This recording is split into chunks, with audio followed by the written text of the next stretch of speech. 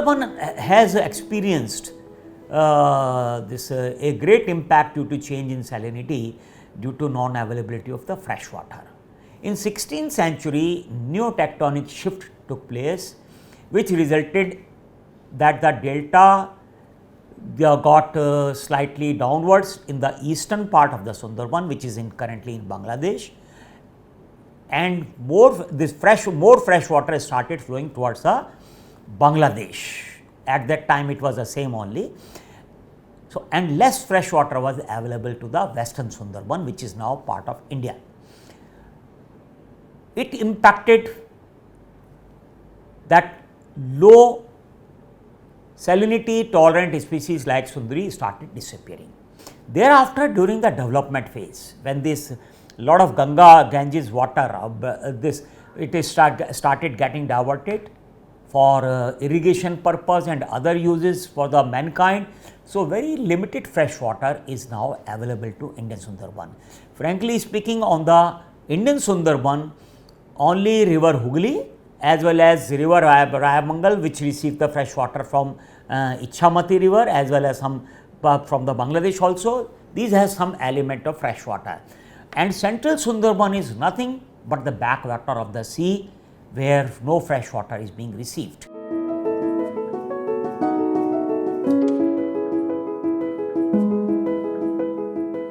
Number one, frequent cyclones they are coming. Their intensity may not be very big, but their frequency has increased. Number two, sea level rise is also reducing the availability of land in the forest as well as in the villages. And number three, due to climate change, sea surface temperature is also increasing. It means more salt is getting dissolved, salinity is increasing. All three are impacting the livelihood of the people. Because the cyclones, people lose their standing crops, they lose their property, they all of a sudden for some time, for few months, they become almost a climate refugee. When cyclone comes, sea water inundates the villages. It is a saline water. It means that thereafter crops cannot be raised. In the year 2009, when the Ayla came, we did a study and we found that even after 1 year of the cyclone, 23% of the agricultural land could not be cultivated, and we found out that a big percentage of that was going to forest areas for livelihood, means they were going for fishing mainly. So, it means more biotic pressure was on Indian Sundarban, which is not a good thing.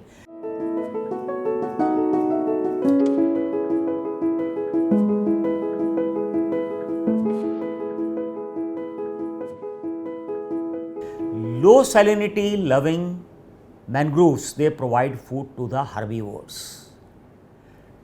So, when the salinity is rising, the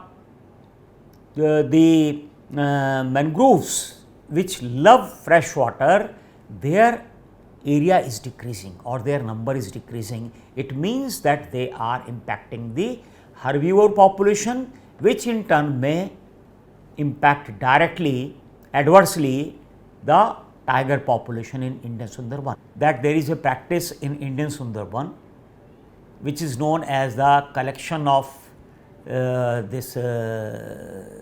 Penis monodon larva, mean dhora jaake bola hai, means mean collection, which is supplied to the prawn farms. So, what is happening that for the collection of this mean or larva, ladies and young children which are school dropouts, they enter in Sundarban waters. So, it is doing lot of harm. Number one, education loss. Number two, it creates lot of skin diseases to them. Diarrhea, dysentery, they are very common in this Indian Sundarban due to the saline water, which is highly infected in many places.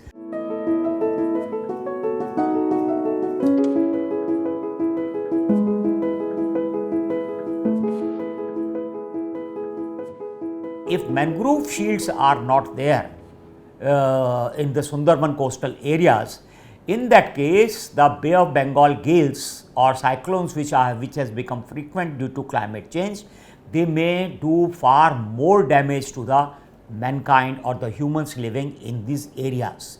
That is why mangrove afforestation is very much essential. We have to plant those species which can tolerate this high salinity which is prevailing now, which is 8 to 30 ppt currently in Indian Sundarban. But on the sidewise, we have to go for climate adaptations models also.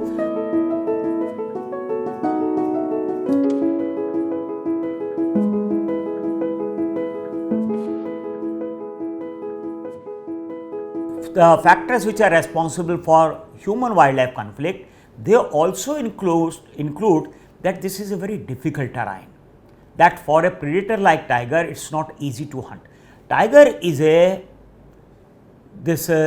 hunter which go for ambush.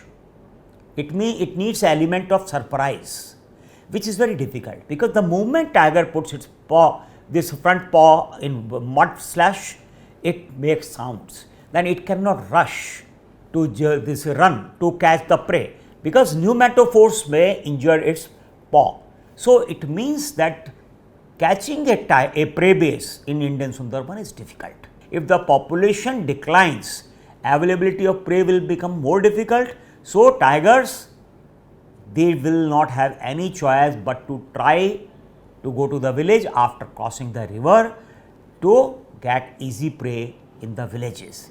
You have to remember, Sundarban is the only area in India or maybe in far more South Asian countries where cattle are not entering in the forest. So easy prey which is available in other parts of the other forest of India is not available here.